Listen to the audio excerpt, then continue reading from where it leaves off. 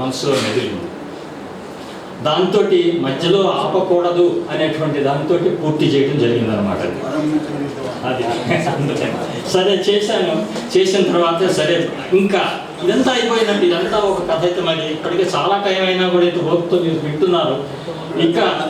ఇక మరి నా రిప్లై ఇవ్వక తప్పదంతా. అసలు ఇంత దిగి తీసుకొచ్చినటువంటి పైన వ్యక్తి ఆ చివర కూర్చున్నటువంటి కొవ్వలి పద్మనాభ శర్మ గారు, వారు ఏం చేశారంటే నాకు తెలియకుండా ఫేస్బుక్లో అంతా కూడా ఆయన టైప్ చేసి ఒక పుస్తకం కింద స్పైరల్ బౌండ్ కింద తయారు చేసి ఆయన చేతిలో ఉంది కాబట్టి, కానీ చేతిలో ఉన్నంత మాత్రాన ప్రతి ఎపిసోడ్ ఆయన అలా చేయాలనేటువంటి ఇంట్రెస్ట్ ఆయనకు ఉన్నది అంటే ఆయనకి ఎంత దాని మీద అభిమానం ఏర్పడింది. నా మీద అభిమానం వచ్చు, పుస్తకం మీద అభిమానం వచ్చు, కథ మీద చేసి తీసుకొచ్చి దీనిని ఇదిగో సార్ ఒకరోజు తీసుకొచ్చి ఇక్కడ దాని మీద గాంధీ గారి బొమ్మ ఒక్కటే పెట్టి, ఇంకో ఈ బొమ్మ కాదనుకోండి ఇంకో బొమ్మ పెట్టి తెచ్చి తీసుకొచ్చి నాకు ఆశ్చర్యం వేసింది.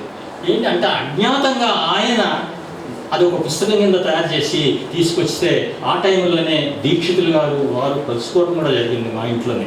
కలుసుకున్నప్పుడు వారిద్దరూ కలిసి ఏమనుకున్నారంటే దీనిని ఒక పుస్తకం కింద తప్పకుండా తీసుకురావాలి. అప్పటికే అయిపోయింది కదా. అప్పటికే దీక్షితులు గారు ఆ రోజున ఆ తెచ్చిన పుస్తకం వెంటనే దీక్షితులు గారు తీసుకుని దీనిలో ఏమన్నా చూస్తే తేడా నేను చూస్తానండి, ఏమన్నా గ్రాంధికమైన ఏమన్నా ఉంటే మంచి పడాల్సినటువంటి ఏమైనా ఉంటే అది నేను మార్పులు చేసి మీకు ఇది మంచి పుస్తకం కింద తయారవుతుంది, నేను చదివాను అందుచేత చేస్తానని ఇంటికి తీసుకెళ్ళి ఆయనకి ఇంత వర్క్ ఉన్నప్పటికీ అంటే ఇప్పుడు చేస్తున్నటువంటి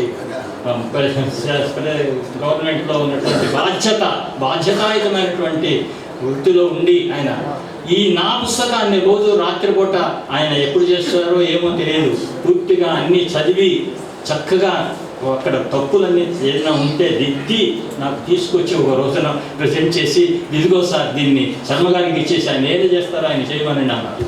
ఇంకా అప్పుడు ఇంకా శర్మ గారు ఇంకా ఆయన మొదలైంది. ఆయన నిజంగా రాత్రి వాళ్ళు కష్టపడే ఉంటారు. నేను ఇంట్లోనే కూర్చున్నాను, కానీ ఆయనే ఒక ప్రింటర్ దగ్గరికి అడగటం, తర్వాత ఇంకా దీన్ని చెప్పాలి, మరి ఇంత కథ ఉంది దీనికి. మామూలుగా ఏదో అందరి రచయితలు రాసేసి అవతల పడేసినటువంటిది కాదు ఇది. నేను అలా రాయలేదు, అందుకోసం రాయలేదు. అసలు ఏంటంటే అంత పుస్తకం కింద అవుతుందని నేను అనుకోలేదు, అసలు ఎప్పుడూ అనుకోలే. దీక్షితులు గారు వారికి ఉన్నటువంటి ఆ పరిచయాలతోటి సాహిత్య అకాడమీ వాళ్ళ ఫోన్ నెంబర్ తీసుకుని వాళ్ళ ద్వారా ఆర్కే నారాయణ గారి మనమరాలు మద్రాసులో ఉన్నటువంటి భువనేశ్వరి శ్రీనివాసమూర్తి గారిని కాంటాక్ట్ చేసి ఆవిడ ద్వారా ఈ పుస్తకం ముద్రణ చేయడానికి, తెలుగులో ముద్రణ చేయడం కోసం హక్కుల్ని తీసుకొచ్చినటువంటి వారు దీక్షితులు గారు. సో ఇంతమంది హస్తం ఈ ముఖ్యమైనటువంటి వీరి ముగ్గురి హస్తం దీనిలో ఉన్నది. చివరగా ఇదే కాకుండా ఇంకా చివరిదాకా మరి ఈ రోజున ఇంత సభ జరగటానికి తర్వాత ఈ ఈవెంట్ మేనేజ్మెంట్ చేసినటువంటి శ్రీనివాస్ గారు, ఊటుకూరు శ్రీనివాస్ గారు నిలబడండి సార్. ఊటుకూరు శ్రీనివాస్ గారు ఈ సభ ఇంత దిగ్విజయంగా చేయటానికి ఆయన దోహదం చేశారన్నమాట.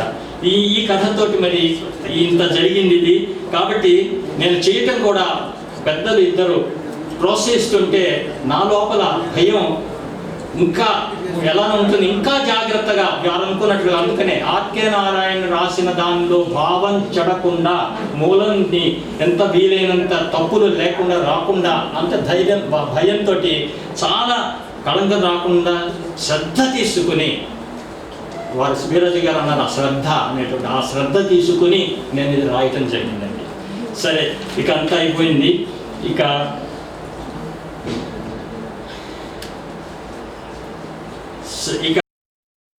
ఈ రచనని ఈ రోజున ఆవిష్కరించినటువంటి శ్రీ బుద్ధప్రసాద్ గారి గురించి 4 ముక్కలు చెప్పక తప్పదు. నేను వారు నాకు అంటే పరిచయం ఉన్నటువంటి వ్యక్తి కాదు, అందరికీ కూడా మనకి దూరంగా ఉండేటువంటి వ్యక్తి. ఎందుకంటే రాజకీయంలో ఉన్నటువంటి వారు ఎందుకంటే మనకు అంత అందుబాటులో ఉండరు. వారందరికీ ఉన్నారంటే అది వేరు, అది మనం అలాంటి వాళ్ళకి కాదు.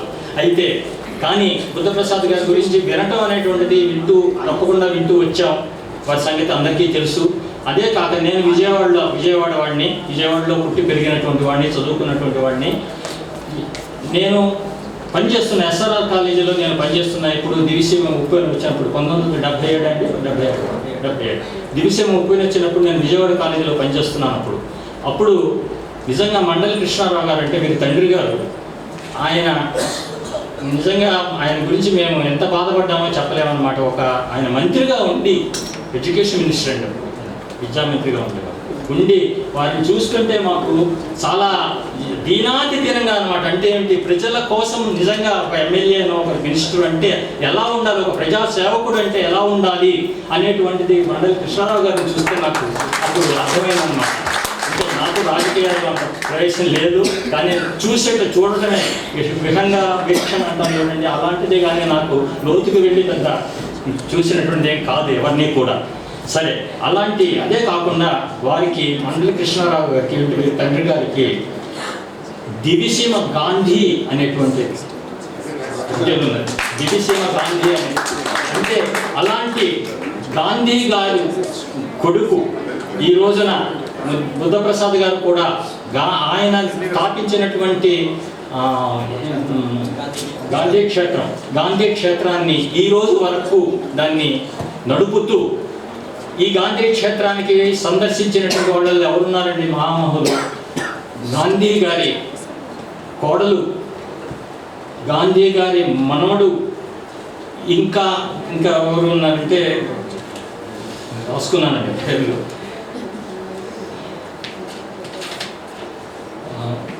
తర్వాత మన వావిలాల గోపాలకృష్ణయ్య గారు, ఇంకొకళ్ళు,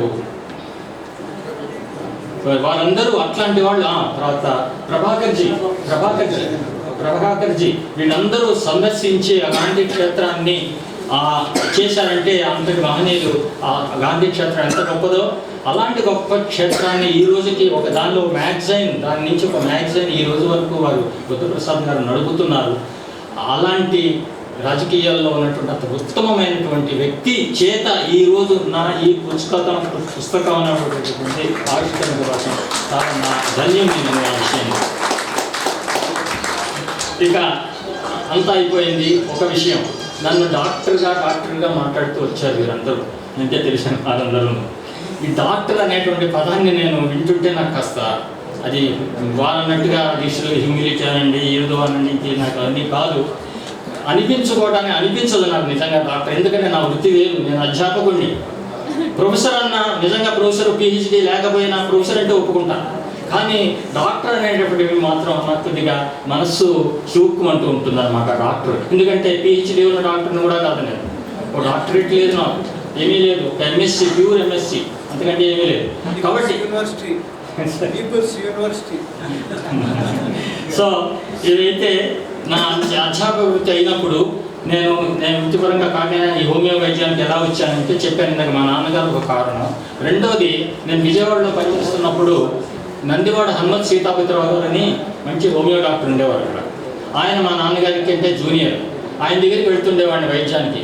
వెళ్తుంటే ఆయన మా నాన్నగారి మీద ఉన్నటువంటి అభిమానంతో, తర్వాత నా సబ్జెక్టు ఫిజిక్స్ అవటంతో ఆయన నాకు ఇచ్చిన సలహా ఏంటంటే, నువ్వు ఫిజిక్స్ వాడివి, మీ నాన్నగారి వైద్యాన్ని నువ్వు వదలొద్దు, నువ్వు ఫిజిక్స్ వాడివని ఎందుకంటున్నాను, ఫిజిక్స్ వాడివే హోమియోపతి అర్థం చేసుకోగలడు, ఇంకే సబ్జెక్ట్ వాడు అర్థం చేసుకోలేడు హోమియోపతిని అని నన్ను ముందుకు నెట్టి ఆయన నా చేత ఒక ఏకలవ్యుళ్ళ, ఆయన ద్రోణాచార్యుళ్ళ, అంటే ఎక్కడో దూరంగా ఉండి ఒక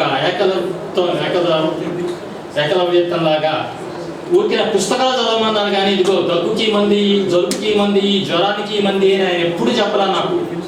ఆయనతో 25 ఏళ్ల పరిచయంలో ఆయన చెప్పిందల్లా, నువ్వు ఈ పుస్తకం చదివావా, ఈ పుస్తకం చదివావా, ఈ పుస్తకం అయితే ఈ పుస్తకం చదువు, ఇలా చెప్తే అలా అన్ని పుస్తకాలు చదివి సేకరించి నేను చేసినటువంటి వైద్యమే. ఇంకొక మాట, ఒక్క విషయం, ఇంతమంది ఇంత డాక్టర్ అనుకుంటే నేను ఒక్క విషయం, ఆరోగ్యం లేని వాళ్ళకి ఉపశమనం కలిగించడంలో నేను కృతకృత్యుడిని అయ్యానో లేదో నేను గట్టిగా చెప్పలేను, కానీ నేను చేసిన ఈ మీరు అనబడే సేవ అనేటువంటిది ఒక్కటే.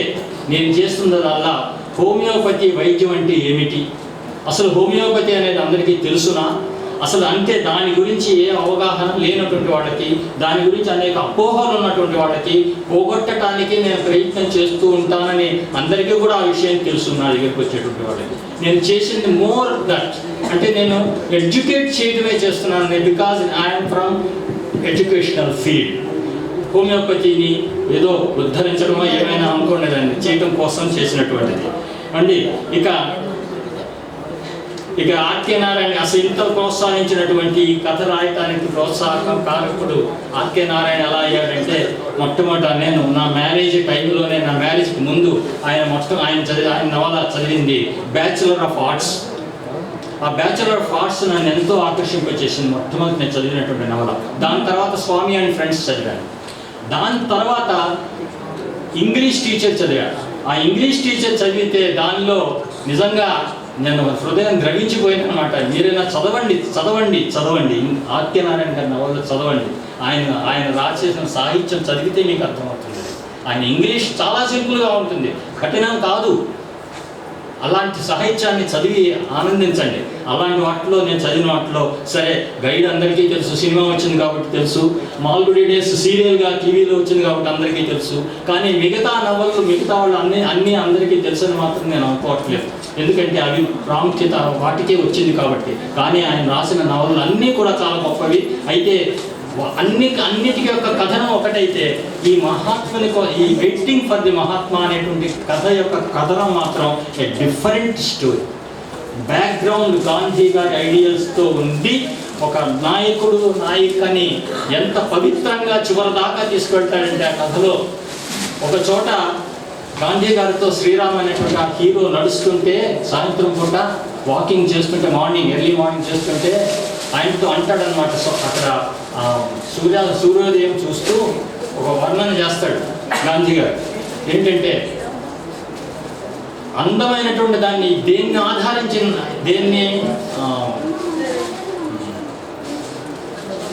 ఆరాధించిన, అందమైన వస్తువుని చూసి ఏ వస్తువైనా ఆరాధించిన అది మన ఒక ఆరాధనే అవుతుంది, అని దేవుడిని చేసిన ఆరాధనే అవుతుంది అంటాడు ఒక చోట అని శ్రీరామ్కి హీరోకి చెప్తాడనమాట. అప్పటి నుంచి అదే కాకుండా ఒక చిన్న పాయింట్ అక్కడ సూక్ష్మంగా చెప్పేదంటే, హీరోయిన్ పేరు భారతి, ఈయన శ్రీరామ్, శ్రీరాజీ గారు చెప్పినట్టు చివరికి గాంధీజీ హే రామ్ అంటూ చనిపోయాడు. అలాంటి నోట్లోంచి రాముడు పదం వచ్చినటువంటి వ్యక్తిని ఆ రామ్ అనేటువంటి పేరుని హీరో కింద మలిచాడు. భారతి అంటే అక్కడ హీరోయిన్ ఎవరంటే, భారతదేశంలో ఒక అనాథ, తండ్రి వారిలో చనిపోతే ఆ అమ్మాయిని చిన్నతనం నుంచి పెంచి పెద్దదాన్ని చేస్తాడు. చేసి ఆ అమ్మాయికి తనే భారతి అని పేరు పెడతాడు అనమాట. అంటే ఆ భారతదేశంలో ఒక వ్యక్తి. ఆ భారతి నిజంగా భారతీయులు ఎలా ఉండాలో ఆ విధంగా ఆయన కోసం, ఆయన మాట కోసం, ఆయన ఆజ్ఞ కోసం పెళ్లి చేసుకోవడానికి చివరి దాకా వేచి ఉంటుందన్నమాట. అదే ఆ నిరీక్షణ ఆ చివరి దాకా ఆ ఇద్దరి మధ్య ఉన్నటువంటిది కథ కొనసాగినటువంటిది. చివరికి ఏమవుతుంది అనేటువంటిది మీరు కథ చదివితే నాకు ఆ కథ ముగింపు చాలా నచ్చిందనమాట. ఇదంతటితో పాటు, కథనంతో పాటు వెనకున్న బ్యాక్గ్రౌండ్, గాంధీ గారి యొక్క ఐడియల్స్, వీటన్నిటితో పాటు చివరి ముగింపు అనేటువంటిది నా హృదయాన్ని కలిచివేసింది. దానితోటి, ఆ స్ఫూర్తితోటి నేను వెయిటింగ్ ఫర్ మహాత్మని కొరకు కోసం నిరీక్షణ అని చెప్పి అనువదించడం జరిగింది. ఇక నా రిప్లై ఇంతకంటే ఇవ్వలేనేమో అని అనిపిస్తుంది. ఈ అవకాశాన్ని ఇచ్చిన అందరికీ కూడా నేను ఒకసారి కృతజ్ఞతలు చెప్తున్నాను. ఇచ్చారు భీమేశ్వరరావు గారు. కానీ మనకు కాలాతీతం అయిపోతుంది, 9:45 అయింది. అందరికి కడుపులో ఎలకలు కూడా పరిగెడుతున్నాయి. నేను మన భోజనాలు ఏర్పాటు చేయలేదు, భీమేశ్వరరావు గారు సమోసాలు ఇచ్చేసారు. కాబట్టి ఒకసారి వచ్చినటువంటి అతిథులకి మనం మెమోటోను చిన్న సత్కారం చేసుకుంటాం.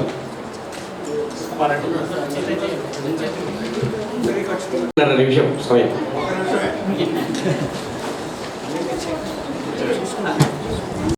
చెప్తున్నటువంటి వాడు చదువు వచ్చాడు. భీమేశ్వరరావు గారు ఎంఎస్సి చాలా యూనివర్సిటీ ఫస్ట్గా పాస్ అయ్యారు. మా కాలేజీ అమరావతి కాలేజీలో డిమాన్స్ట్రేటర్ గారు లెక్చరర్ గారు చేరారు. లేనప్పుడు second man in the department ఆ విధంగా పనిచేయాలి. వాళ్ళు ఆయన తల్లిని తీసుకొచ్చారు. ఆవిడకి అప్పటికే 70 ఏళ్ళు పైన ఉంటాయి. వాళ్ళిద్దరూ ఉండేవారు అన్నమాట. మా ఇంటి పక్కనే ఈసీటు గారు ఉండేవారు. వై రామచంద్రరావు గారిని వీరు మామగారు. ఆయన మా నాన్నగారు కనుకూరు రామచంద్రరావు గారు శిష్యుడు. ఆయన ఆ విధంగా మాకు పరిచయం ఉంది. దీనికి మరి ఎలాగా పరిచయం లేదని ఆ కుటుంబంతో పరిచయం ఉంది. వీరి శ్రీమతి ఆవిడ్ని వివాహం చేసుకోవాలని ఉద్దేశం ఎందుకుంటుంది. మా ఇంటికి వచ్చి తరచూ వచ్చి చూస్తూ ఉంటారు. నేను గ్రహించి ఇది మన ఏదో మంచి పని, మీరు వివాహం చేయిస్తే బాగుంటుందని చెప్పి ఆయనకి వెళ్ళి ఇలా బిఎస్రావు మంచి వెళ్ళి అయ్యా నాకు మీరు ఇప్పుడు చూస్తున్న బిఎస్రావు అప్పుడు చూస్తున్న బిఎస్రావు అయ్యో రాజారావు గారి చుట్టూ సినిమా హీరోలో ఉండేవాడే. చాలా అందంగాను ఇది అంచేతేమో కష్టాడు, చాలా యోగ్యుడు. మీరు ఎవరైనా సరే ఈ సంబంధం బాగుంటుందంటే అంటే ఓన్లీ అన్ ఇన్స్ట్రుమెంట్. ఆయనకి ఉంది ఉద్దేశం, ఈయనకి ఉంది సంధానపరిచేవాళ్ళం. ఆ విధంగా ఆయన వివాహం జరిగింది. తర్వాత మా కాలేజీ వదిలేసి గవర్నమెంట్ కాలేజీకి వెళ్ళాడు, ప్రిన్సిపాల్ అయ్యాడు. ఈ మధ్యలో మాకు ఎక్కువ ఇంటరాక్షన్ లేదు. అయినప్పటికీ మేము మా అబ్బాయి పెళ్లి చేస్తే కాకినాడలో ఆయన వచ్చారు. అప్పటికి పరిచయం. తర్వాత మళ్ళీ రిటైర్ అయిన తర్వాత ఈ ఊరు వచ్చాం. ఈ ఊరు వచ్చిన తర్వాత మా ఆవిడికి చాలా హోమియోపతి అంటే నమ్మకం. అంచేత ఆయన దగ్గర వైద్యం చేయించుకుని బాగా అభివృద్ధిలో ఆరోగ్య అభివృద్ధిలో వచ్చాం.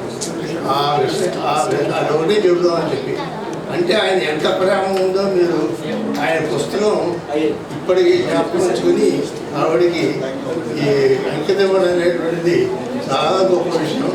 ఆయన ఏడాది పాటు ఆవిడ పోయిన తర్వాత అసలు మిస్టో లేడు. తర్వాత మాట్లాడేవారు. అంచేత ఆ ఒక్క విషయం చెప్పి మీకు క్షమాపణ చెప్తూ నేను సెలవు తీసుకుంటాను.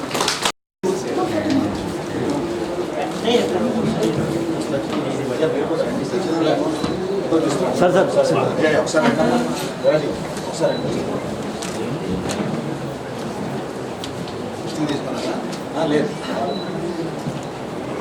ఓకే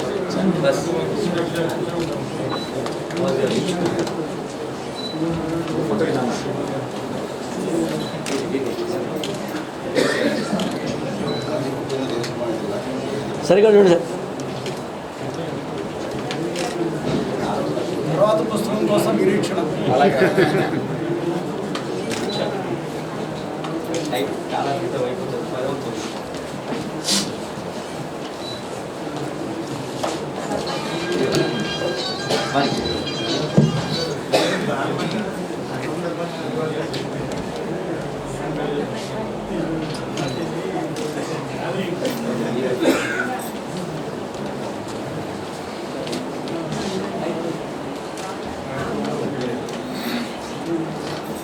సరిగా చూడండి సార్.